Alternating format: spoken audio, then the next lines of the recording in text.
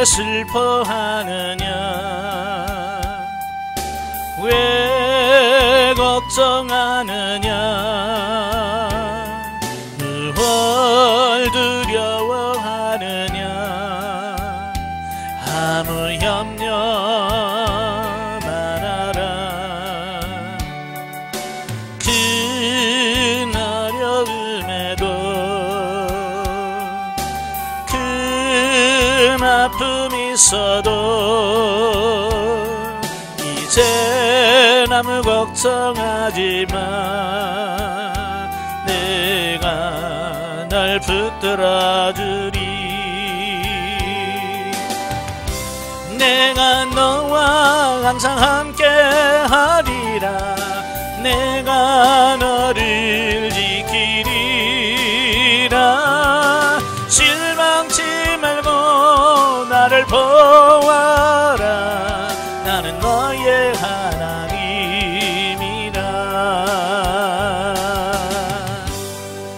아멘. 기도하겠습니다. 은혜로우신 아버지, 오늘도 귀한 훈련의 장소로 인도하시고 영성과 영적 치유에 대한 말씀을 같이 나누기를 원합니다. 하나님, 그 강의 내용들이 우리의 삶에 적용이 되어지게 하시고 우리 삶 속에서 상처가 있다면 치유되어지는 놀라운 역사가 있도록 도와주옵소서. 시종을 주님께 맡겨오며 예수님의 이름으로 감사하며 기도합나이다. 아멘. 예, 이 시간에는 우리 영성과 영적 치유 36페이지 보시면 제2장 영적 치유는 어떻게 역사하는가 라고 하는 부분입니다.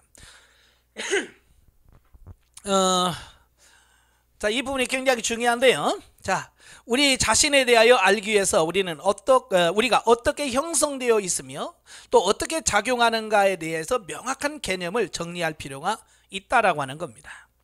우리의 생각과 감정과 행동들은 우리가 알고 있지 못할 수도 있으나 그것은 자기 정체성에서 나오는 것이다.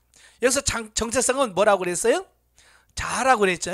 예, 형성되어진 자. 현재 우리의 행동과 반응들에 대한 우리의 기본 동기가 바로 정체성의 기능이다. 자연 어떤 사람들에 의하여 부여된 정체성이든 우리 스스로 형성된 정체성이든 그것이 긍정적이든 부정적이든 그것은 우리가 하는 결정이나 다른 사람과의 관계하는 법에 매우 큰 영향력을 행사한다. 그러니까 이 자기 정체성, 그러니까 자기 자가 어떻게 형성이 되냐에 따라서 대인관계나 모든 삶의 영역에서 그대로 미치더라라고 하는 겁니다. 그래서 우리가 근본적으로는 영적 존재들이므로 우리의 영적 정체성과 영적으로 주어진 지식이 우리의 심리적 또는 사회적인 기능에 미치는 영향에 대하여 알 필요가 있다. 나는 여러 해 동안 상담했던 사람들을 통해서 성경적 인간학 또는 인류학으로 신학계에 알려진 인간의 구성과 결합에 대한 지식이 매우 큰 도움이 됨을 알았다.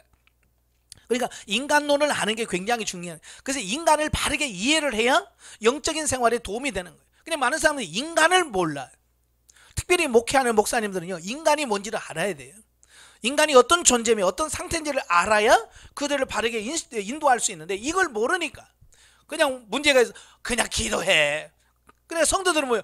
목사님 맨날 기도만 하래. 예, 모르니까 그렇게 할 수밖에 없거든요. 그래서 인간에 대한 바른 이해가 필요한 거예요. 물론 주장하는 여러 관점들이 있다. 그러나 여기서는 신약 성경에 보여주는 관점을 제안하여 모든 것을 설명하고자 한다. 중요한 두 곳의 성경 말씀은 사람이 세 부분으로 구성되어 있다는 사실을 보여준다. 이것이 우리가 삼분설이라고 합니다. 예. 많은 분들이 이제 특별히 이제 장로교적인 영향을 받으신 분, 저 같은 경우도 처음에 훈련하면서 갈등했던 게 이거예요. 왜? 신학교에서 우리는 이분설을 배웠고, 예? 이분설이 정설이라고 했는데 이 삼분설을 어떻게 이걸 받아들여야 되나? 그래서 처음에 저도 여기 와서 이거 이단 아니야? 라고 할 정도로 고민했던 게 바로 이 삼분설에 대한 부분이에요. 그러니까 이분이 영적인 것을 고민하고 갈등하다가 결국은 뭐냐면 이걸 영적인 치유가 나오려고 하다 보니까 결국은 뭐냐면 이 삼분설적인 이해가 안 되면 인간적 치유가 안 되더라고요. 치유가 안 되더라고 말이에요. 그러니까 이분도 이 부분에 대해서 고민하면서 결국 삼분설적인 주장을 하게 돼요. 그래서 거기 보면 데살로니가 5장 20절에 평강의 하나님이 친히 너희로 온전히 거룩하게 하시고 또 너희의 온 영과 혼과 몸이 주 예수 그리스도 강림하실 때에 흠없게 보존되기를 원하노라. 히브리서 기자도 하나님의 말씀을 살았고 운동력에서 좌우의 날새는 어떤 것보다 예리하여 혼과 영과 및 관절과 골수를 찔러 쪼개기까지 하며 또 마음의 생각과 뜻을 감찰하신다. 자, 여기서 혼과 영에 관련된 다른 성경 말씀도 많이 있지만 그리 예리하게 구분하고 있지는 않다. 하지만 많은 말씀 중에서 영과 혼을 구별되는 것으로 언급하고 있습니다. 분명히 영과 혼이 구분된다는 거예요. 예를 들면 예수님께서 십자가 달려 계셨을 때 그는 몸 안에 존재하면서 영이 떠나게 하기 위해 혼의 작용을 택하셨습니다. 바울은 기록합니다. 주와 합한 자는 한 영이니라. 명백하게 이것은 혼과의 연합이 아닌 영과의 연합을 말하고 있다. 성경의 내용을 말로 정리해 보면 사람의 정의가 뭐냐? 한 영이다. 사람은 한 혼을 가졌다. 사람은 한 몸 안에 산다는 것이다. 그러니까 이 사람의 정의를 잘 보셔야 돼요. 사람은 영인데 혼을 가지고 있고 몸 안에 존재하고 있는 존재다.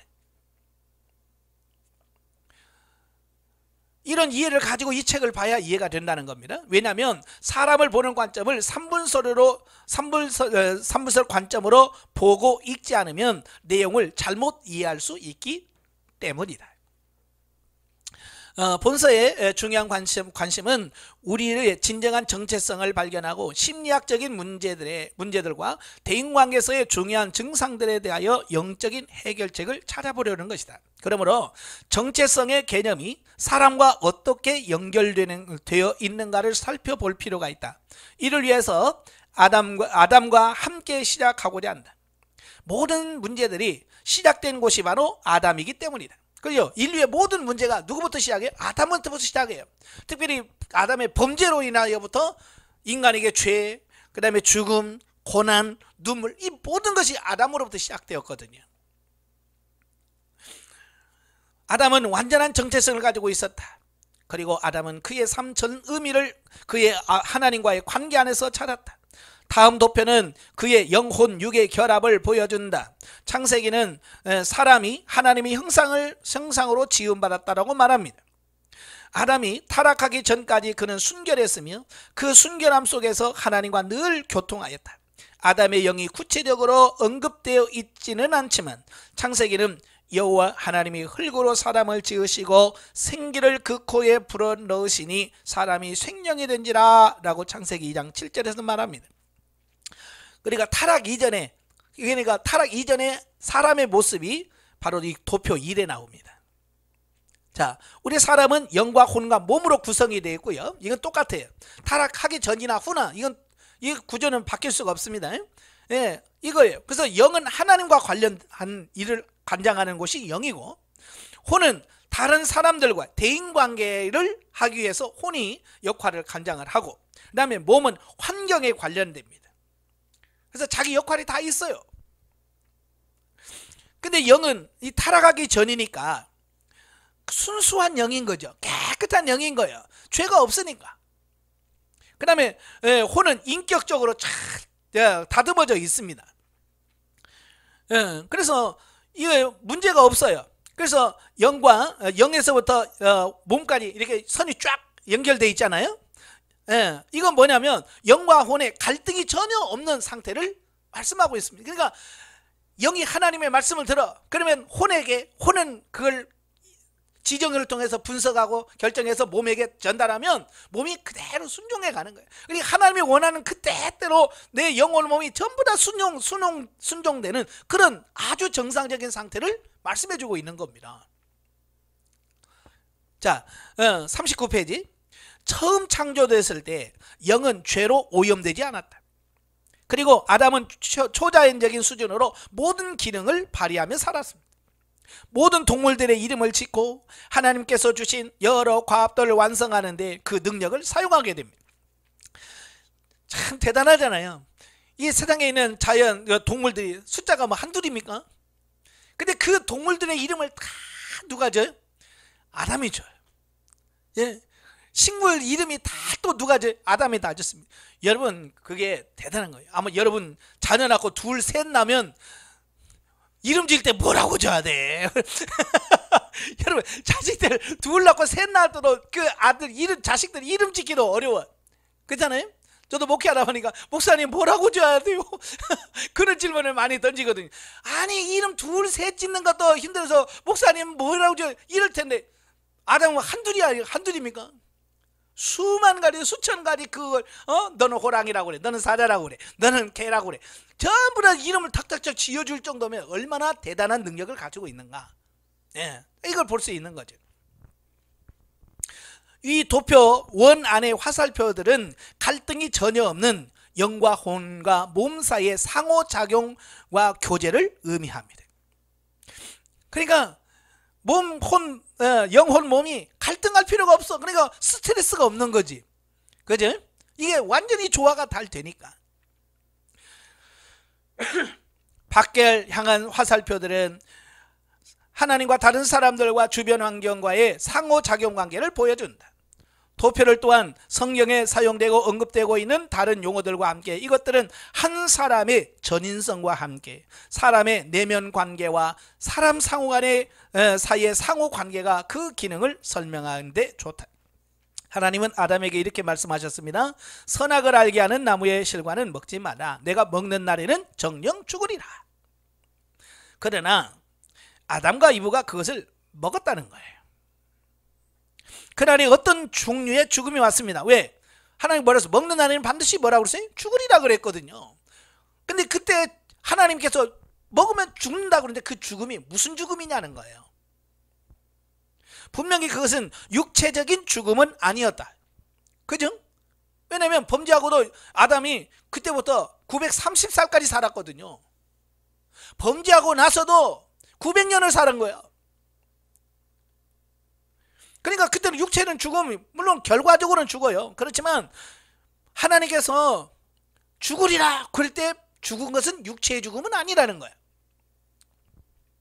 아담과 이브의 혼들은 심리적으로 계속 기능을 하고 있었습니다. 그죠?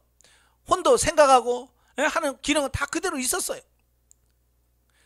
그들이 범죄한 결과로 나중에 육체적인 죽음이 일어났지만 다른 종류의 죽음이 바로 그날 들어온 겁니다. 그것이 뭐냐? 영적인 죽음이란 말이에요. 범죄한 순간 정령 죽으리라고 했던 그 죽음이 영적 죽음이었다라고 하는 겁니다. 성경의 나머지 부분은 이 사건의 결과를 잘 설명해 주고 있다. 도표 2, 다음 페이지에 있습니다. 이건 타락 후의 인류를 보여줍니다. 이들 도표를 보면서 혼은 우리의 자아의식 혹은 다른 사람들과의 관계를 맺는 매개체로 사실상 우리의 심리적인 부분이다. 혼은 심리적인 부분입니다. 그 다음에 영은 우리가 하나님을 의식하는 부분이다. 그러니까 하나님과 관계를 맺는 구조적인 면이다. 몸은 우리의 오감을 통하여 세상과 환경과 관계를 맺고 삽니다. 그래서 혼은 마음, 감정, 의지로 되어 있습니다. 이건 이제 인격의 3요소라고 그러잖아요. 자, 영도 비슷한 기능을 가지고 있습니다. 그러나 여기서 그것을 논하는 것은 큰 도움이 되지 않을 겁니다. 우리가 훈련 과정, 영혼의 성령의 구원 사역 때 영의 기능에 대해서 말씀드렸죠. 양심, 영교, 직관이라는 기능이 있습니다. 인격의 감정, 의지, 지성이 있는 것처럼 기능이 있는 것처럼 우리 영도 기능이 있습니다. 자, 여기서 이제 도표를 잘 보십시오. 영은 똑같아요. 타락 전이랑 후나 영은 하나님과 관련하고 혼은 다른 사람과 관련되고 몸은 환경과 관련된 건 똑같습니다. 자, 여기서 이제 중요한 게 뭐냐면 전에는 화살표가 쭉 이어졌잖아요. 그죠? 근데 이어진 게 아니라 어떻게 돼 있어요? 화살표가 양쪽으로 이렇게 돼 있죠. 이건 뭐 갈등하고 대립한다는 의미입니다. 영과 혼이 갈등을 합니다. 이제 여기서부터 수많은 문제가 발생하게 되는 거예요. 거기만 문제가 아니라 혼과 몸 사이에서도 역시 갈등과 대립이 생겨요. 예. 자, 이래서 우리 인간은 엄청나게 많은 갈등과 고민과 대립이 나오게 되는 거예요.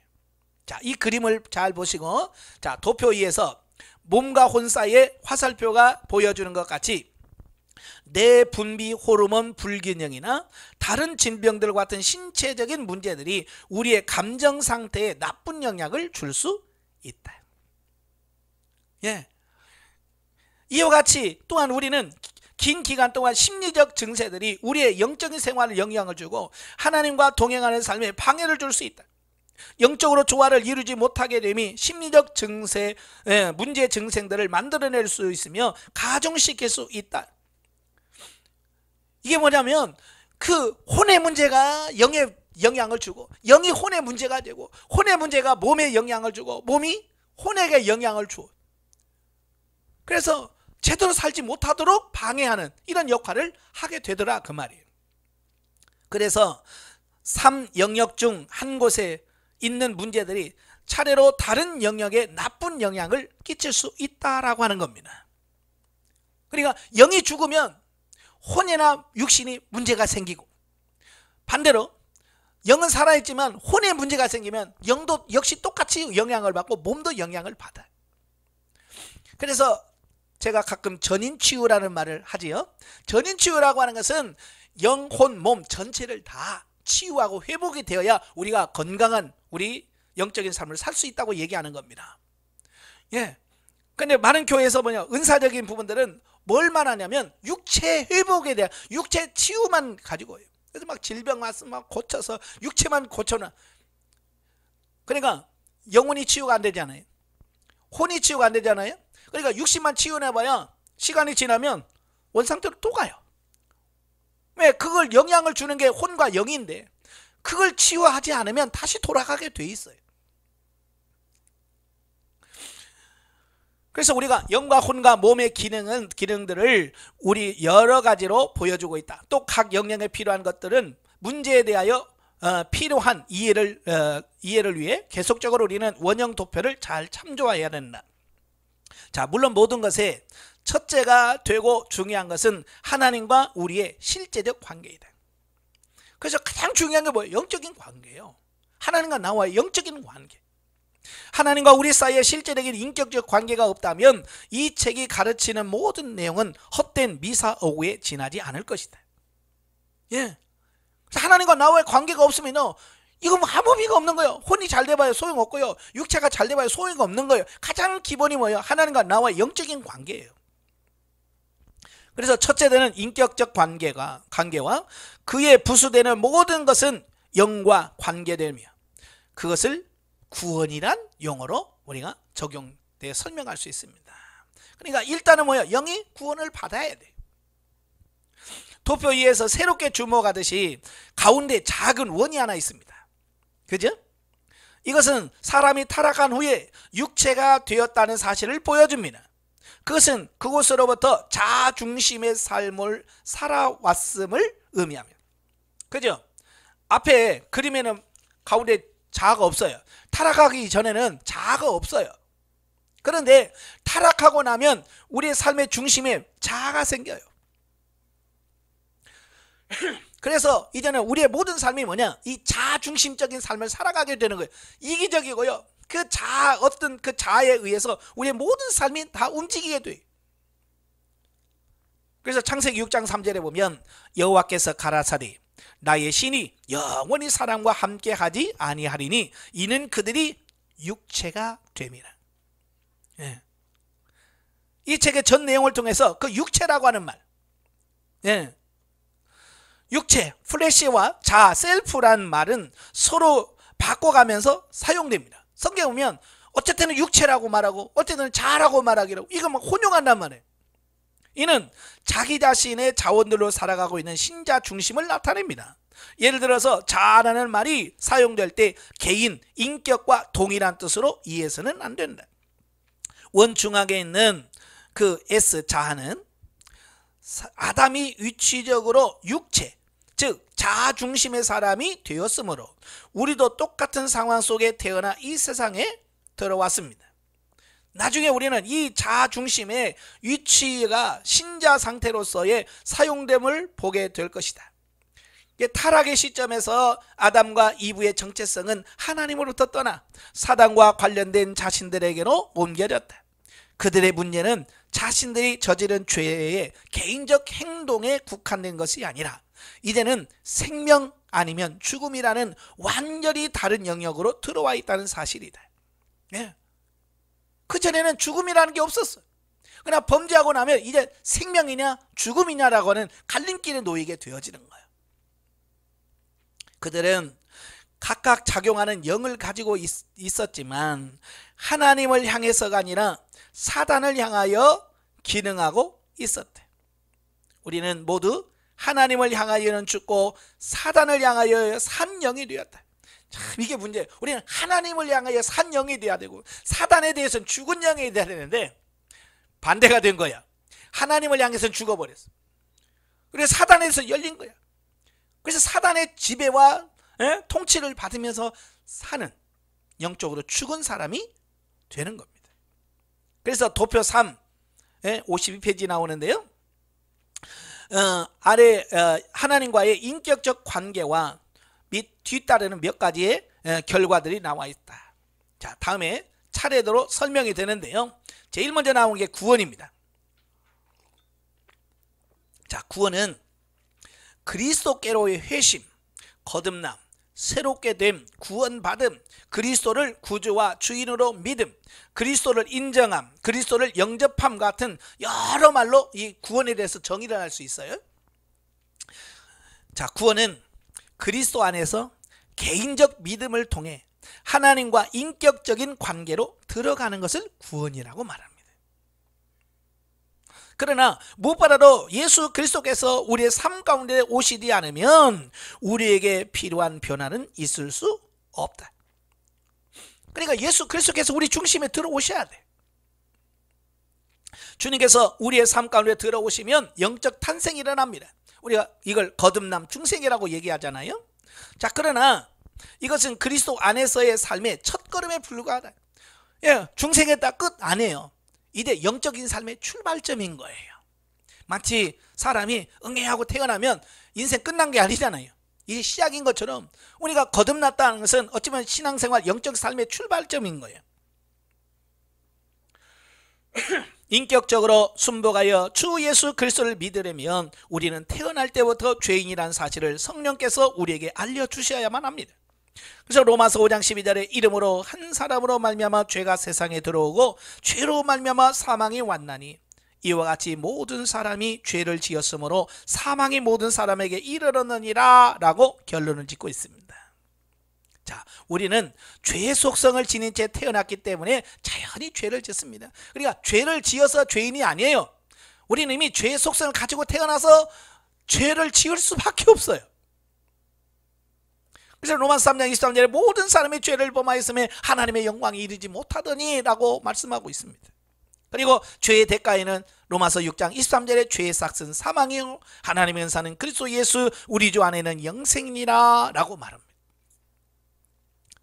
사망의 형벌은 반드시 치루어야 합니다. 그리고 그 형벌은 이미 치루어진 바 되었습니다. 누구를 통해서? 예수 그리스도를 통해서. 그래서 로마서 5장 8절에 우리가 아직 죄인되어 있을 때 그리스도께서 우리를 위하여 죽으심으로 하나님께서 우리에 대한 자기 사랑을 확증하셨느니라. 우리가 경건치 못한 죄인임을 인정하고 기꺼이 주 예수 그리스도를 마음에 믿으면 우리는 하나님 보시기에 의로운 자로 여김을 받게 됩니다. 이를 아니할지라도 경건치 아니한 자를 의롭다 하시는 이를 믿는 자에게는 그의 믿음을 의로 여기시나니. 믿으면 되는 거예요. 그러니까 구원받는 방법은 간단해요. 뭘 해석 안 해요. 믿으면 돼. 우리는 단지 성서가 우리에 관하여 말씀하고 있는 사실, 그리고 우리가 경건치 못하다는 죄인이라는 사실과 또한 성서가 주 예수 그리스도에 관하여 말씀하고 있는 사실, 성경이 말하는 게 뭐예요? 주 예수께서 하나님이시고 지금도 하나님이시며 우리의 죄를 대신하여 돌아가셨고 죽음으로부터 부활하셨다는 이 사실, 이것을 뭐 하면 된다고요? 믿기만 하면 된다고 말이에요. 그리고 로마서 10장 9절 10절에서 분명히 말씀하죠. 내가 만일 내 입으로 예수를 주로 시인하며 또 하나님께서 그를 죽은 자 가운데 살리신 것을 내 마음에 믿으면 구원을 얻으리니 사람이 마음으로 믿어 의에 이르고 입으로 시인하여 구원에 이르느니라. 구원 받는 게 쉬워. 그냥 믿으면 돼. 우리가 듣고 믿었으면 기도로 하나님을 불러야 합니다. 누구든지 주의 이름을 부른 자는 구원을 얻으리라. 그래서 기도는 아주 간단해요. 구원받는 기도는 간단합니다. 하나님, 저는 죄가 죄인인 걸 압니다. 저는 당신께서 당신의 아들 주 예수 그리스도를 나의 죄를 위하여 죽도록 보내주심과 또 그가 장사 지냈다가 죽음에서 부활하셨다는 사실을 믿습니다. 저는 이제 순종하고 죄된 생활로부터 돌이켜 내 죄를 용서하시고 나의 생명이 되신 주 예수 그리스도를 의지합니다. 예수님을 인하여 나를 구원하여 주신 당신께 감사를 드립니다. 아멘. 영적 기도라고 그러지? 예. 누구든지 믿고 구하면 하나님께서는 그의 변함없는 말씀의 근거에 그를 구원해 주십니다. 생활 가운데 구원의 문제가 해결되고 나면 그 다음에 구원의 확신을 누릴 수 있게 됩니다. 예. 그러니까 구원받았다 끝이 아니라 구원받은 사람은 확신으로 넘어가야 돼요. 자, 확신은 뭐냐? 자, 구원은 받았지만 구원에 대한 확신이 없는 경우가 가능하다. 그렇죠? 예, 성도들 중에서 예? 그냥 믿어요. 근데 난 천국 갈지 모르겠어요. 그런 분들이 많거든요. 왜? 확신이 없기 때문에. 구원의 확신은 요동치는 감정이 아닌 성경 말씀의 사실의 기초를 둬야 합니다. 대부분 신경성 환자들은요, 무엇을 믿으려 하기보다는 느끼려 함으로 사실을 왜곡되이 해석하기가 쉽다는 겁니다. 여러분, 병원에 가서 예, 여기 아파요 저기 아파요. 근데 의사가 아무 이상 없어요. 근데 나는 아파요. 맨날 그런 사람 있잖아요. 엑스레이 찍어도 아무것도 안 나타나. 그럼 의사가 하는 말이 뭐예요? 이건 신경성이에요. 그래. 그러니까 신경성 있는 사람들은요, 신경성인 어떤 이런 환자들은요, 사실을 믿으려고 하지 않아요. 자기의 느낌을 믿는 겁니다. 자기가 아프다고는 느끼는 거야. 그걸 병으로 인식을 해버리는 겁니다. 그러니까 의사가 괜찮아요. 이건 병은 아니에요. 근데 아파요. 그러면서 자꾸 자기 그 아픈 부분에서 헤어나질 못하는 겁니다. 예. 가끔 보면 성도들 중에 그런 분이 있잖아요. 어디 아프다고 자기가 자꾸 진단을 해. 아이고, 허리 디스크인가 봐. 그 병원 가보냐고. 아니요, 내가 느낌이 그래요. 자기가 느낌이 그렇대. 이건 다 그 사람들은 신경성 질환자들이에요. 그러니까 그런 혼적인 이런 부분들이 치유가 되어야 그걸 극복할 수 있어요. 아무리 뭐라고 해도 그 사람들은 안 돼요. 왜? 느낌이 전부인데 그 사람은 느낌이 전부인데. 그래서 그의 감정들이 구원의 문제에 있어서 믿을만 하다는 것을 믿지 않으려 합니다. 감정적으로 안 되는 거야. 감정적으로. 그래서 구원을 의심하는 것 머리와 구원을 못 받았다고 느끼는 것 감정 사이에는 심한 차이가 있다는 겁니다.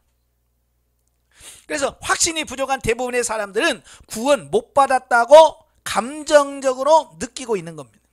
그렇죠? 확신 못 사람은 여기서 감정적으로 나 구원을 못 받은 것 같아. 그래서 느끼는 겁니다. 그러나 대부분 우리의 마음과 감정의 기능들 사이의 차이를 구분하지 않습니다. 그래서 확신이 부족한 사람들을 돕기 위해 일하는 대부분의 개인 사역자들도 그 부분에 대해서 잘못 말하고 있습니다. 우리는 이런 사람들을 돕기 위해서 그들의 혼돈의 원인이 정말로 감정 때문이라면 복음으로 그 사람의 마음에 호소합니다. 그가 믿고 있는 거짓에 의하여 지배되고 있을 때는 그의 감정은 절대로 진리의 말씀에 동의하지 않습니다. 감정적으로 아무리 믿으면 돼요, 믿어요 그래도 안 믿어지는 거야. 이게 그가 정신적 마음으로는 구원을 받았음을 알고 구원을 의심하지 않을 것 같은데 아직도 감정의 느낌을 계속해서 구원받지 못했다라고 느끼면서 평생을 그렇게 산다는 거예요. 얼마나 불쌍합니까? 그 예로 25년을 구원받지 못했다고 느끼면서 사역한 전문 선교사가, 그리고 선교사 중에도 죽기 위해서 나가서 복음을 전하는 사람도 이런 구원의 확신 없는 사람 많아요. 목회자들도 많고요. 이 구분을 알고 그는 매우 큰 위안과 자유함을 맛보는 것을 보았다. 그의 느낌은 즉시 바꾸어지지 않았지만 그의 문제에 대한 이해는 새 빛을 주었다. 그 다음날 선교사 모임에서 그는 간증하기를, 오늘 나는 내가 구원을 받았음을 알게 되었음을 확신하게 되었습니다. 난 이제 더 이상 내가 구원받지 받았는지 못 받았는지에 대해서 걱정하지 않습니다. 왜? 확신이 섰기 때문에. 모든 믿는 자들에게 선포된 성경 말씀이 우리가 영생을 가졌음을 알아야 된다고 우리에게 말합니다. 감정이 아니에요. 내가 구원받은 것 같지 않아 라는 감정이 아니라 이미 하나님의 말씀이 선포됐어요. 너는 이미 구원받았다. 선포하고 있는 겁니다. 하나님을 그의 말씀대로 받아들이고 단순하게 그 말씀 안에 인식하는 것은 조금도 주제넘는 일이 아니다. 우리가 하나님의 말씀을 있는 그대로 받아들일 때에만 확신을 가지게 된다. 그리고 확신 후에 우리는 사실 속의 안정감을 누릴 수 있다. 확신을 가져야 내가 이제 불안하지 않는 안정 속에 들어가는 겁니다. 바로 그 안전이 뭐냐? 보장입니다. 자, 보장. 하나님과 우리의 관계를 끊을 수 없는 영원한 관계이다. 다시 말해서 우리는 하나님과의 관계에 있어서 안전한 것이다. 그러나 주님과의 영원한 관계를 사실로 인식하고 신뢰하지 못할 때 평안을 가질 수 없다. 골로새 3장 3절에서 너희 생명이 그리스도와 함께 하나님 안에 감추었느니라 라고 말씀하고 있다. 만일 이러한 사실을 우리가 깨달지 못하면 구원을 잃을까 두려워하여 확신이 흔들리기 쉽다. 한편 구원을 잃을까 두려움이 있으면 구원을 유지하기 위해 선행과 같은 어떤 행위를 하려고 노력합니다.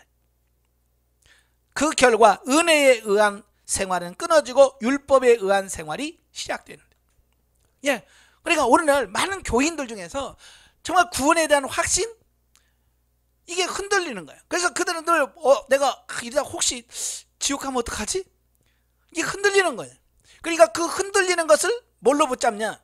봉사라든지 어떤 착한 일을 하는 이런 행위에다가 초점을 맞추게 되는 겁니다. 그래서 흔들릴 때 그래 내가 이렇게 헌금 많이 하잖아. 그러면 구원을 확신한 거야. 자기 어떤 행위에다가 초점을 맞춰서 그것에서 안정을 취하려고 하는 분들이 너무 많은 거예요. 왜? 불안하니까. 그러니까요, 많은 성도가 은혜 안에 머물지 못하고 율법주의로 흘러가는 이유가 뭐냐면 구원의 확신이 없기 때문이고요. 주님 안에서 안정이 없기 때문에 그래요. 그래서 그들은 뭔가를 함으로 말미암아 내가 이렇게 하니까, 그래서 이 사람들은 막 교회에서 봉사를 많이 합니다. 죽을 똥 살 똥 모르고 봉사해요. 왜? 봉사하면 불안합니다. 사실은 여러분 어때요? 봉사 안 하면 어때요? 불안합니까? 이러다가 하나님이 나를 버리면 어떡하지? 이러다 지옥 가면 어떡하지? 자, 이런 사람들은 결국은 뭐냐? 은혜에서 떨어져 나가. 많은 복음주의적 그리스도인들의 상태가 바로 이와 같다는 겁니다. 은혜로 구원받았지만 생활은 율법에 얽매여 있습니다. 이것은 적어도 그들을 하나님을 아는 지식이 부족하다는 사실을 겉으로 드러낸 것이다. 구원의 안전한 보장을 견고히 하지 아니하는 한 예수 그리스도와의 관계에 있어서 결코 성숙하지 못합니다. 물론 확신과 구원에 대한 보장은 실제로 병행됩니다. 그러니까 확신을 가진 사람만이 이런 보장을 누릴 수가 있는 겁니다. 그 중에 어느 하나가 없이는 다른 하나도 나머지 하나도 체험할 수가 없습니다. 우리가 깨달을 필요가 있는 네 번째 항목은 다음과 같은 사실입니다. 자, 영접. 자, 어떤 사람은 주 예수 그리스도를 개인의 구주와 주로 영접하고도 그리스도께서 그 자신을 영접하게 하려고 전 세계 동안 애쓴다. 예, 내가 영접했으면 끝나는데 예수님이 또 나를 영접해 달라고, 예? 그것 때문에 또 힘쓴다는 겁니다. 에베소 1장 6절에서 뭐라고 말씀합니까? 그의 사랑하는 자 안에 우리가 영접되었다라고 확신을 주고 있습니다. 물론 이와 같은 행위는 바퀴가 제자리를 도는 격입니다. 그리스도를 영접할 때 우리의 구원은 선행이나 얼마나 성경을 읽었는가 혹은 얼마나 많은 교회에 나가는가 등의 우리의 어떤 노력과 관계가 없다는 겁니다. 그죠? 구원은 처음부터 끝까지 은혜입니다.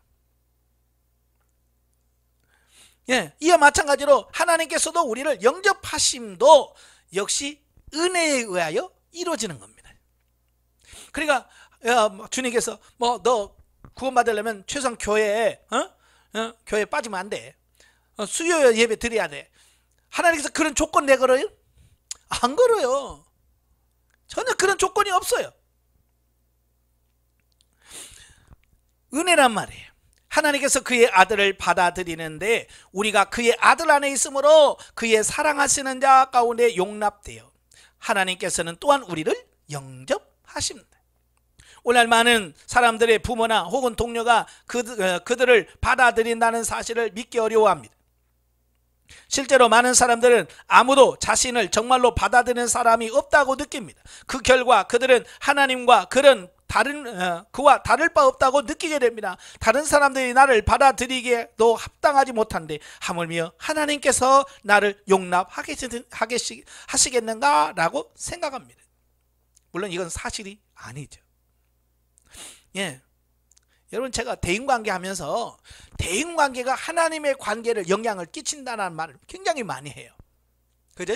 그래서 땅에서 매면 하늘에서 매이고 땅에서 풀면 하늘에서 풀린다는 말인 것처럼 대인관계에서 풀려야 하나님 관계로 풍겨요.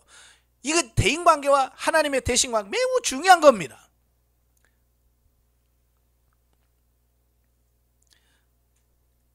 물론 이것은 사실이 아니다. 그러나 누구든지 이런 식으로 느낀다면 그는 어떤 의미에서 하나님의 용납하심을 거부하고 있는 셈이다. 이에 대한 해결책은 무엇인가? 하나님의 영접하심을 체험으로 깨닫는 데 이르러야 합니다. 자신의 행한 어떤 일 때문이 아니라 예수 그리스도께서 이미 이루어 놓으신 위대한 역사 때문에 그는 영접되어질 만한 가치가 있다는 것이다. 다시 말하면 내가 어떤 능력이 있는 것이 아니라 예수 그리스도의 때문에, 그가 이루어 놓으신 역사 때문에 우리가 영접되어지는 거지, 내가 뭘 착해서 아니란 얘기예요. 구원을 받을 때 주 예수를 개인의 구주로 믿을 때 영접하는 그 순간이죠, 그는 그리스도 안에 옮겨졌다는 겁니다.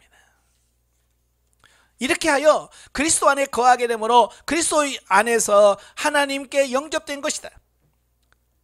앞서의 구원의 체험에서와 같이 이때도 우리는 하나님의 말씀을 받아들임으로써 그 말씀에 대한 우리의 감정, 느낌이 어떠하든지 간에 말씀을 있는 그대로 순수하게 믿고 의지해야 됩니다.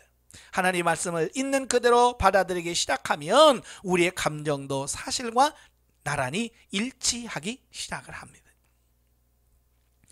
하나님에 의한 영접과 그리스도의 죽음, 장사, 부활과 자신의 동일시함, 이걸 영적 연합이라고 합니다.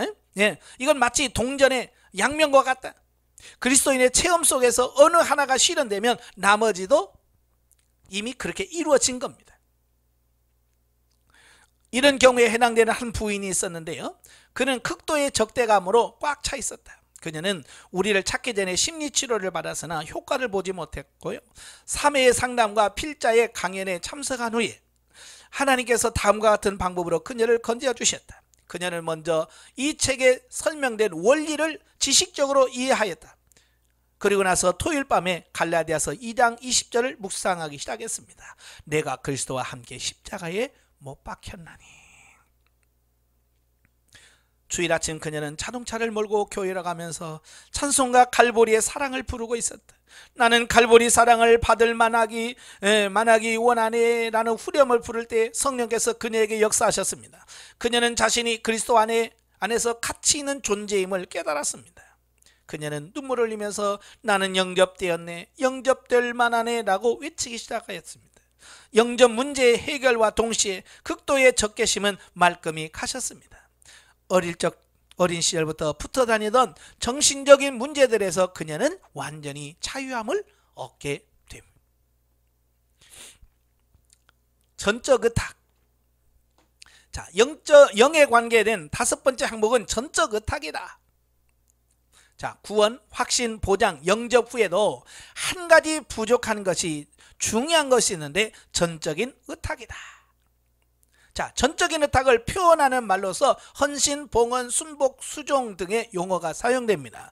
우선 전적인 의탁이란 용어를 이 책에서 사용되는 대로 정의할 필요가 있는데요. 자, 로마서 12장 1절에서 그것을 잘 가르쳐 줍니다. 그러므로 형제들아, 내가 하나님의 모든 자비하심으로 너희를 권하노니 너희 몸을 하나님이 기뻐하시는 거룩한 산제사로 드리라. 이는 너희의 드릴 영적 예배니라.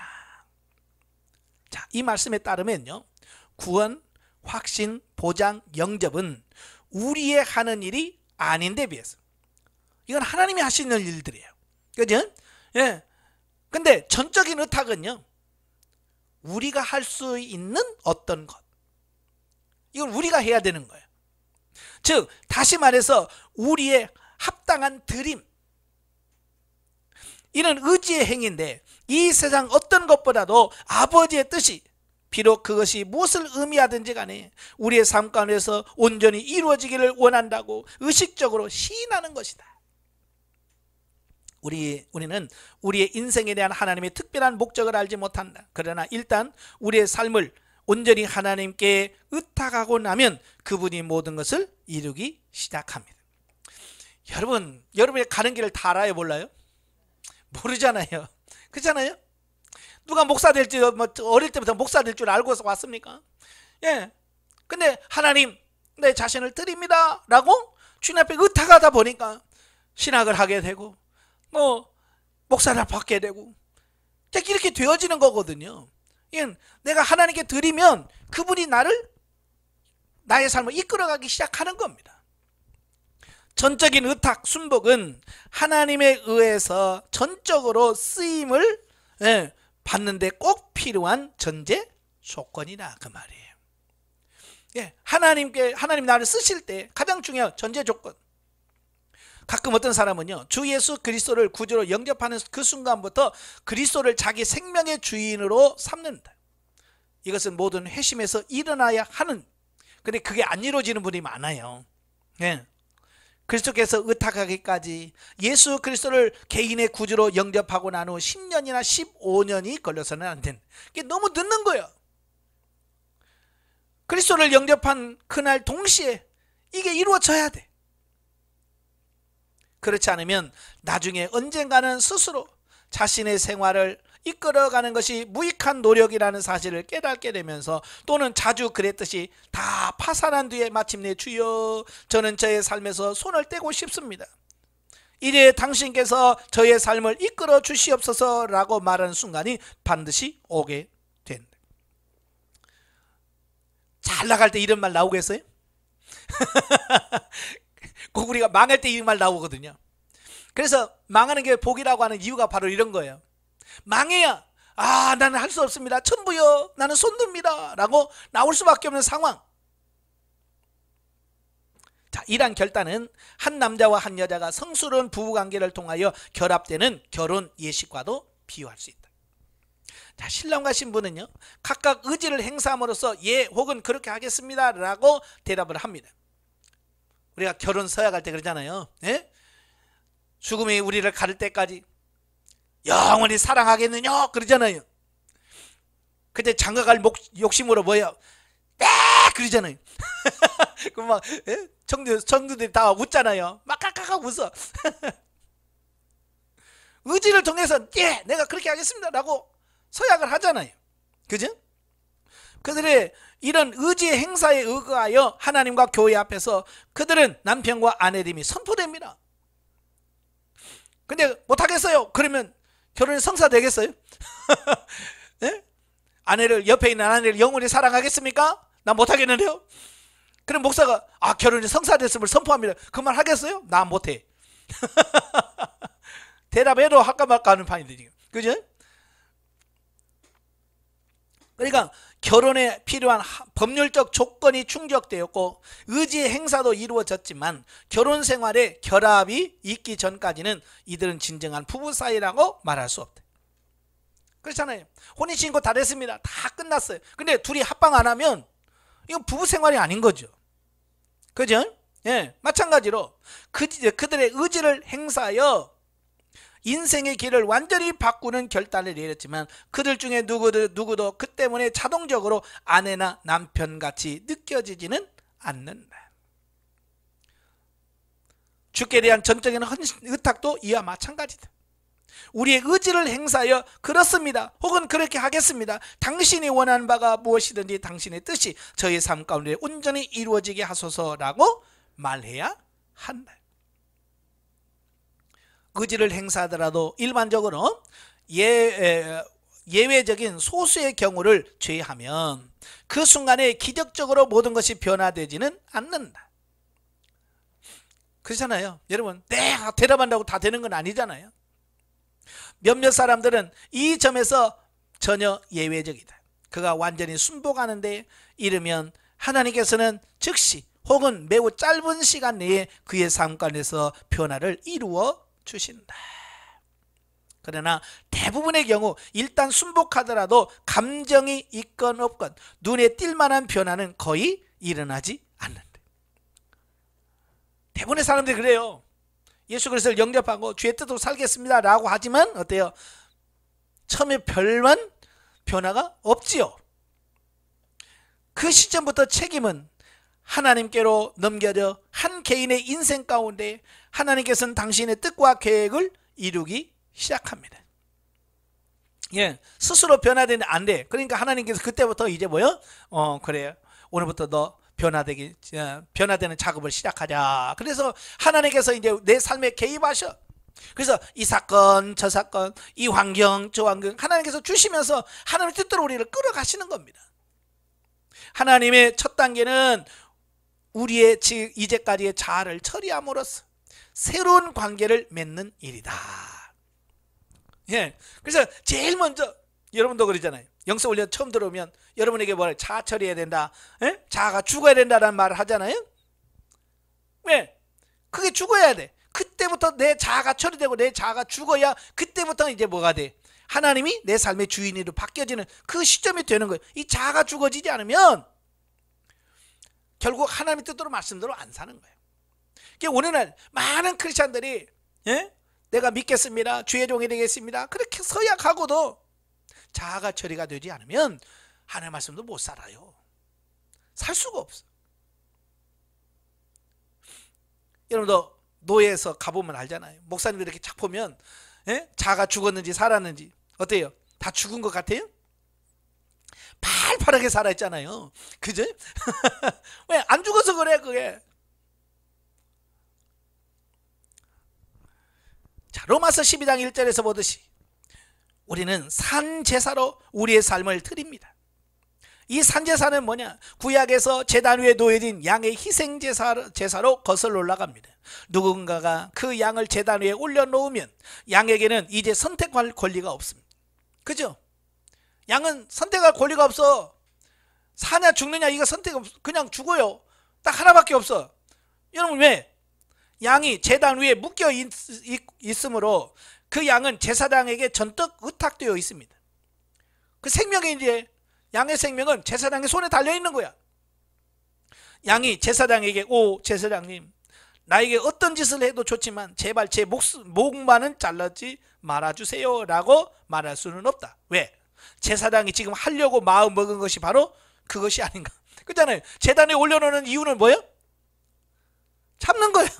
그렇잖아요. 잡아서 하나님께 죽어서 제사 드리는데 그거 하지 말라면 그거 왜 올려? 올릴 이유가 없는 거죠. 양은 전적으로 제사장의 주권하에 놓여 있다. 양이 유보 조건을 내걸 수는 없다. 예, 가족을 줄 테니까 내 생명을 좀 살려주세요, 이럴 수가 없다는 거예요.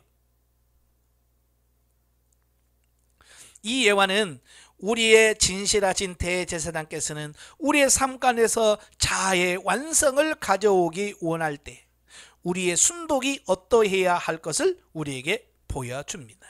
이러한 자아의 죽음 가운데서 우리는 그 예수 그리스도의 연합됨의 진리를 체험하게 됩니다.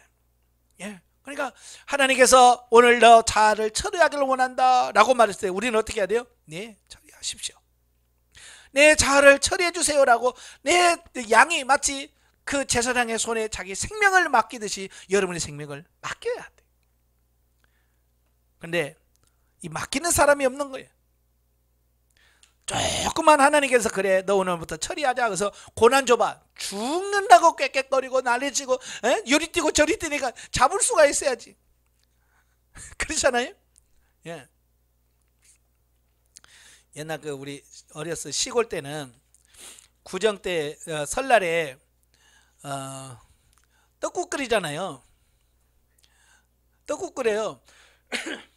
도시는 뭐 소고기 넣고 막 하지만 저희 어렸을 때는 다 닭을 넣었어요. 집에서 닭을 기르잖아요. 그러면 꼭 설날에 저희 어머니가 꼭 닭 잡아라 그래요.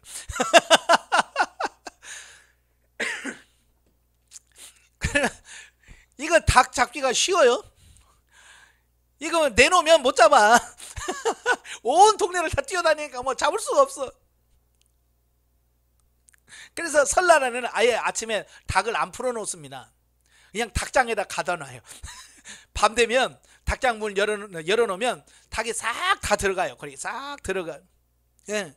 그리고 아침에 열어주고. 그러니까 설날 같은 닭 잡을 때는 이거 안 놔줘요. 그냥 닭장 안에 좁은 데에다 있어야 못 도망가니까 그냥 넣으면 잡거든요. 그 와중에서 어때요? 이놈 잡으려면 도망가고 저놈 잡으려면 도망가고. 예? 오늘 우리가 지금 그러고 있는 거예요. 하나님께서 너 오늘 자아 좀 처리하자 그러면 요리 빠지고 저리 빠지고. 그래 잡을 수가 없는 거예요. 그래서 하나님께서 여러분을 도망갈 수 없는 모퉁이에다 딱 코너로 딱 여러분 모아 넣는 거예요. 몰아 넣는 겁니다. 그러니까 여러분이 막 육신의 질병으로 뭐 어떻게 할 수도 없게 만들어 꼼짝달싹 못하게 해놓고 하나님이 딱 잡아. 그죠? 제발 그러지 말고요. 설날입니다. 저를 잡아주세요 하고 닭이 목을 싹 내밀고 오는 것처럼 하나님 나를 처리해 주세요라고 여러분 주님 앞에 나가야 돼. 그래야 하나님께서 빨리빨리 처리하지. 자, 첫 번째 항목으로 이야기한 구원 체험 때에 우리가 그리스도를 우리의 삶 가운데 초청하면 그리스도께서 우리의 영 안에 들어오시게 된다. 자, 위에 도표 3 보세요. 자, 영 안에 구원 확신 보장 영접 정적인 의탁 항복이 나와 있고요. 그 밑에 예수에서 동그라미 딱 들어가 있죠. 이게 뭐냐면 우리가 예수님을 영접하는 순간 예수님이 어디에 거하셔요? 혼에 거해요? 몸에 거해요? 영에 거한단 말이에요. 우리의 영 안에 예수가 들어가. 이게 중생, 거듭남이에요. 자, 그림을 보세요. 근데 예수님 지금 어디에 있어요? 구석에 변방에 지금 변방에 있잖아요. 저 구석에 중심에 와야 되는데 변방에 있어요. 그리스도께서 우리의 삶 속에서 계시지만 삶의 중심되지 못한 채 내 삶의 중심에 들어와서 예수님이 나의 삶의 중심이 돼야 되는데 중심에는 여전히 자아가 딱 있고 예수는 저 변방에 있는 거예요. 오늘 대부분의 신앙인들이 이러고 사는 거예요. 비극적이지만 이것은 대다수의 그리스도인의 현실이다. 그리스도 중심이 아닌 육신 중심의 삶, 자기 중심의 삶을 살고 있는 거예요. 왜냐? 실질적으로 사람들은요 살아가기에 너무 바빠서 생활의 수레바퀴가 너무 빨리 돌아가기 때문에 그리스도께서 원심력에 의하여 생활의 한 모퉁이로 밀려나는 일이 많다. 주님을 위하여 너무 바쁘게 일하는 바람에 주님과 함께 거할 시간이 없는 사람도 역시 이와 같다. 그 결과 그리스도의 삶의 중심이 되지 못한다.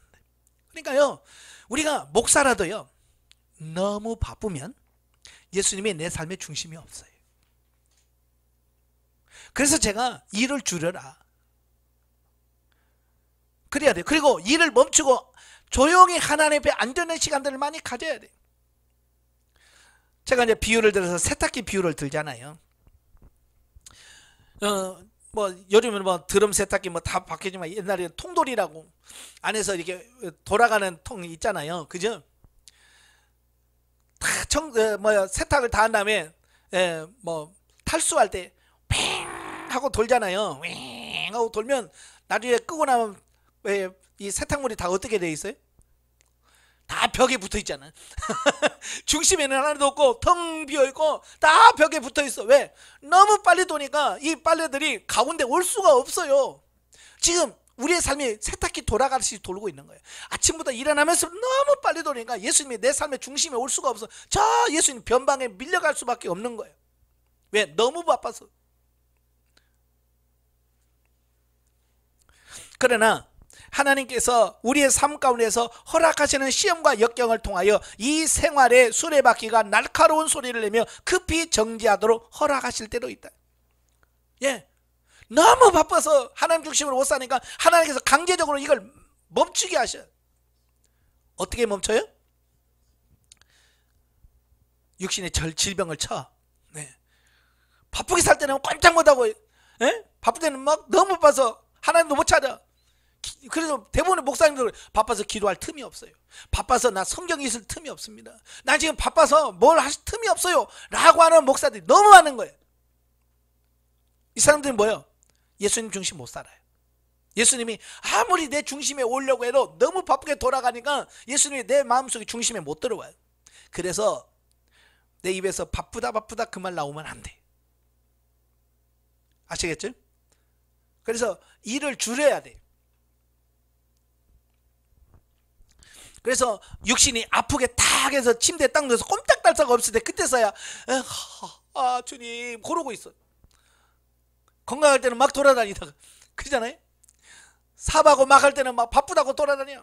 교회도 마찬가지예요. 막 성도 늘어가봐 막 신방한다고 막 바빠서 주님이 나 좀 만나자. 바쁘거든요. 주님 잠깐만요. 나 신방 다 끝나고. 그래서 주님과 만날 시간도 없어. 그래서 어떻게 해요? 결국 성도들 다 나가게 해서 아무도 없고 신방 갈래야 갈 데도 없고 그래서 뭐야 이제 할 일도 없네 주여 하고 주님을 찾게 돼 있어요. 그리고 나서 찾지 마라 그 말이에요. 알아서 지금도 멈춰서 주님과 동행하는 그 삶을 사셔야 돼. 그때서야 비로소 화살표가 나타난 바와 같이 그리스도의 생활 중심을 향하여 움직일 수 있게 된다. 자, 멈춰야 예수에서 좌쪽으로 이렇게 화살표가 돼 있죠. 멈춰야 중심으로 예수님이 갈 수가 있는 거예요. 멈춰야 돼. 그리스도께서 생활의 중심이 되지 못하면 다른 어떤 것이 우리 중심에 온다. 즉 우리의 생활의 원동력이 될 정도로 중요한 어떤 것이나 어떤 사람이 삶의 중심이 옵니다. 예. 자, 중심에 예수님이 들어왔는데 그 예수님이 중심에 들어오지 않으면 중심에 뭔가가 들어와야 돼. 예. 없으면 안 돼. 뭔가가 있어요. 근데 예수님이 중심이 아니라 다른 게 들어온단 말이에요. 그게 뭐냐? 어떤 사람은 그 자라고 하는 속에 집이나 고양이 등 정말로 우리에게 행복을 가져다 주리라고 느끼는 어떤 것들을 의미합니다. 그러니까 어때요? 교회 다니면서는 맨날 집 사야 되는데 맨날 집. 예. 집이 주인이 돼버려. 또 애완견이나 개 키우는 사람들 보면 어때요? 맨날 기도하다가도 나 개밥 줘야 돼. 고양이 밥 줘야 되고 가버려. 왜냐면 그 사람은요 중심이 예수님이 아니라 고양이요 개. 그래서 제가 될 수 있으면 개나 고양이나 이런 키우지 말라고 그래. 외로운데 예? 그런데요 어느 사이엔가 그게 내 삶의 주인이자 중심에 딱 들어와 버려. 그럼 예수님이 안 들어와. 못 들어와. 그래서 아예 그 내 마음의 중심을 차지할 그것들을 아예 빼내는 게 중요한 겁니다. 여기는 뭐예요? 취미도 그래요. 우리가 심심하니까 나 취미로 뭐 할래? 예, 취미 갖는 거 좋죠. 그런데 그 취미가 내 삶의 주인 딱 중심에 차리해 버려요. 그래서 어떤 계획을 할 때도 내가 그때 그 뭐 해야 되는데, 운동하는, 예를 들면서 배드민턴 친다 그러면 뭐예요? 기도합시다 그러면 그때 나 배드민턴 약속이 있는데 전도합시다, 나 그때 배드민턴 동호회 모임 있는데, 이러면서 모든 게 그게 중심이 거기에 딱 가서 나의 행동이 모든 거기에 중심으로 딱 가서 그것이 돼. 그래서 취미를 가져도 뭘 해도 중심에 가지 못하도록 하셔야 돼요. 그래서 제가 애완견이나 이런 걸 키우지 않습니다. 많은 분들이 개 좀 갖다 키우시죠. 나 안 합니다. 왜? 그것이 혹시라도 시간이 처음에는 안 걸릴지 모르지만 시간이 지나면 어느 사이에 이게 바뀌어질 수 있는 가능성이 있는 겁니다. 그러니까 저는 지금도 드라마 같은 거 TV 잘 안 봐요. 왜? 드라마에 꽂히면요, 드라마가 모든 생활이 주동이 되는 거예요. 기도하다가도 드라마 시간이네 가야지. 예? 밖에 나가도 드라마 시간이네 가야지. 이미 그게 주인의 자리에 서버리는 거예요. 그래서 목회자들은요, 이런 부분에서 항상 자기를 하나님 중심, 그리스도 중심 아닌 건 다 빼야 돼요. 아시겠죠? 그래서 지금 여러분의 중심에 있는 게 뭘까? 그걸 빨리빨리 빼내셔야 돼요. 자, 우리는 항상 이런 것들을 얻기 위하여 애쓰고 노력하지만 일단 얻은 직후 신선함이 사라지고 나면 자신이 공허한 승리를 했음을 발견하게 됩니다. 그렇죠? 막 집이 목적이야, 막 집 주세요. 맨날 기도하면서 집 사봐요. 처음에는 좋다 그러지만 좀 있으면 뭐요? 허전해. 왜? 이제 그 중앙에 그게 비어버렸어. 그러면 또 다른 게 뭔가가 또 들어가. 집 사놓으면 뭐 사요? 그 다음에 이제 또 차 사야지. 뭐 이러면서 이걸 자꾸 바꿔가면서 그걸 이루려고 노력하는 거예요. 때로는 어떤 것이 대신에 어떤 사람이 될 수 있습니다. 우리 생활 중심에 올 수도 있습니다. 어떤 이는 부모가 되기도 하고, 혹은 남편이나 아내, 아이들, 남자친구, 여자친구 등 자신의 만족을 즐겁게 해주려고 노력하는 생활 속에 어떤 사람이 될 수도 있어요. 예. 이런 시도는 적극적인 지향일 경우도 있고 소극적인 지향일 경우도 있습니다. 예를 들어 부모가 자녀에게 어떤 식으로 자신에게 대하여 생각하도록 영향을 주어서 이제는 그 부모가 멀리 떨어져 있거나 돌아가셔서도 그 자녀는 아직도 부모로부터 배운 그 방식대로 자식인에 대하여 생각하는 경우도 있습니다. 그리고 아예 막 자식들에게 쇠뇌를 시켜서 죽고 나서도 그들은 하나님 중심이 아니라 죽은 부모 중심으로 살아가게 만든다 그 말이에요. 삶에 지향하는 중심이 성공일 수도 있습니다. 예? 대부분의 사람들이 이제 성공이 지향이에요. 목회도 성공입니다. 저도 신학교 다닐 때 교수님이 성공병에 이르는 그 책을 읽으라고 하더라고요. 예, 목회도 성공이 목적이 되면 틀림없이 문제가 생깁니다. 각자의 정의하는 것이 달라요. 왜? 성공하는 각자가 원하는 그 다르겠죠. 사업가라면 정상에 올라가서 회사의 회장이 되려는 것일 줄 모른다. 사역자라면 좀 더 영향력 있는 사역이나 좀 더 큰 교회를 얻기 위해 일하고 또 일하는데 모든 노력을 기울임으로써 성공을 추구할 수도 있다. 네, 목회자의 성공은 뭐예요? 큰 교회, 이런 걸 꿈꾼단 말이에요. 그걸 마치 성공으로 생각한다고 말이에요. 학생에게는 올해의 학점을 받는 것, 그 길이 어떠하든 간에 생활의 원동력은 성공의 달성이다. 뭐 좋은 것만 있습니까? 나쁜 사람도 있습니다. 변태 성욕자는 어떻게든지 뭐요? 자기 그 성을 채우기 위해서 노력할 거고, 마약하는 사람은 어떻게든지 모든 시간과 돈을 다 들여서 마약 사는데 초점을 맞출 거예요. 왜? 그 삶의 최고를 다룬 게 그거니까.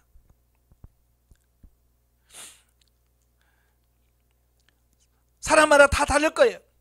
나는 이것만 있으면 나는 만족해 라고 생각하는 그거.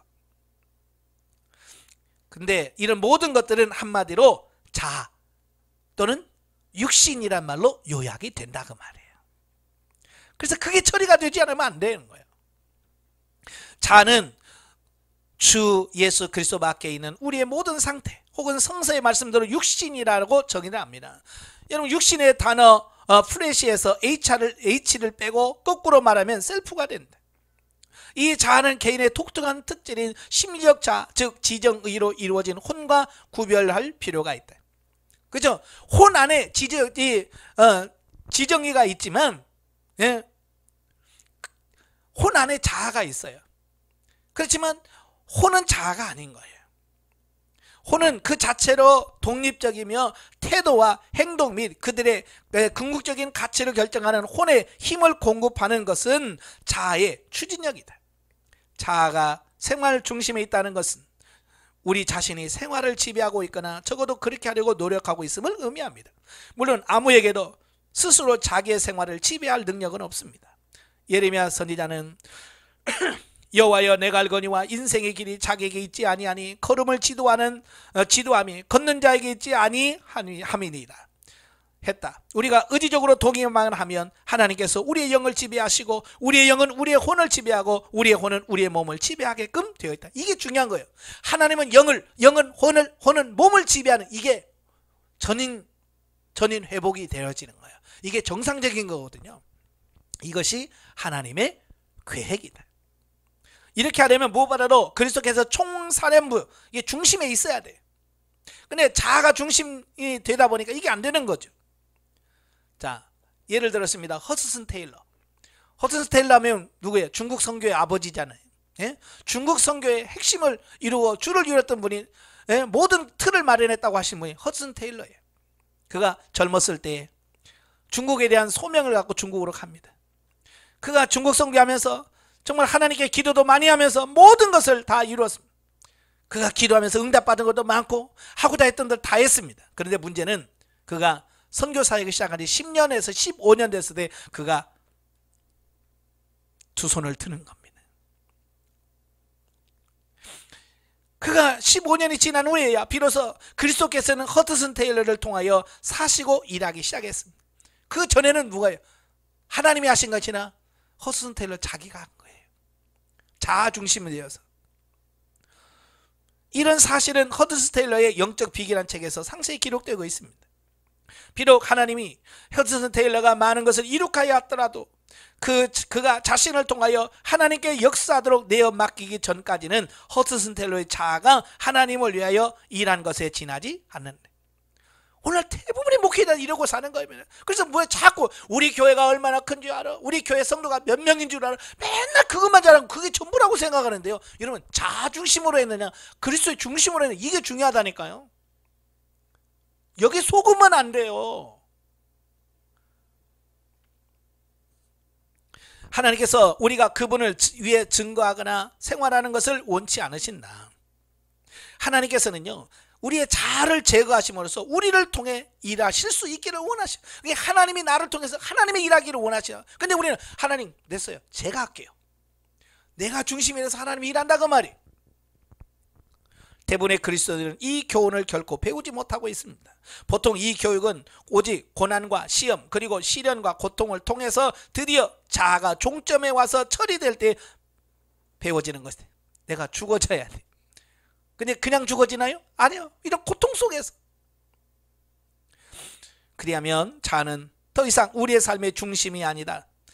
우리의 마음과 감정은 그의 풍성하신 자원을 따라 내주하시는 그리스도에 의하여 지배가 되어집니다. 이런 과정이 끝나기까지 자아가 생활을 지배하며 의지와 생각이 주어지는 역할 수행에 전적으로 바르게 사용하지 못하고 삶을 이끌어가므로 그 결과 우리의 생활에 있어서 더욱 무기력해져 갑니다. 하나님께서 우리의 생활을 이끌어 가시면 우리의 마음, 우리의 생각, 우리의 감정, 의지, 어떻게 생활할 것인가를 결정하는 부담에서 해방되어 자유롭게 하나님의 뜻을 섬길 수 있습니다. 오늘 많은 사람들이 스트레스를 받고 부담감이 많은 거죠. 왜요? 내가 혼이 주인 되어서 하려고 하니까 힘든 거예요. 설교도 그래요. 왜 힘들어요? 내가 하려고 하니까 힘든 거야. 하나님이 하시고 하나님께 맡겨버리세요. 그러면 뭐예요? 자유함을 누리는 거예요. 자유함. 오늘 많은 사람들이 왜 스트레스를 받느냐 이거요. 자아가 지배하기 때문에 그렇대. 예, 그래서 자아가 지배하는 한 혼의 기능들은 우리의 성숙 과정에서 특징적으로 나타나는 역사적 사건들과 직접 연관을 맺게 될 것이다. 다시 말해서 자아가 지배할 때 혼의 기능인 감정과 생각은 여러 가지 속임수를 벌이게 되며 이것이 여러 가지 정신적 장애로 나타나는 것이다. 그러니까 오늘날 우울증, 질환이 많이 늘어나는 이유가 뭐예요? 예, 능력 없는 자아가 주인 되어서 막 살다가 너무 이게 능력은 안 되지, 하긴 해야 되겠지, 그 부담되는 거야. 그 부담이 결국 우울증으로 가고 정신적 질병으로 오는 겁니다. 쉽게 말하면 그리스도 중심이 아닌 내가 중심이기 때문에 그렇다라는 겁니다. 예, 그게 오늘 도표 4가 바로 이제 그 모습인 거예요. 예. 예수님이 중심에 들어오지 않으니까 혼에서 열등감, 불안감, 부적감, 죄책감, 근심, 의심, 두려움, 이런 것들이 막 내 마음을 싹 주장하는 겁니다. 주관하는 겁니다. 그러니까 오늘 교회 다니면서 엄청나게 우울증 환자들이 많이 늘어나는 거예요. 왜? 자아가 주인돼서 그래요. 자, 이것은 이제 다음 시간에 혼 다루면서 이제 이 부분을 더 다룰 거예요.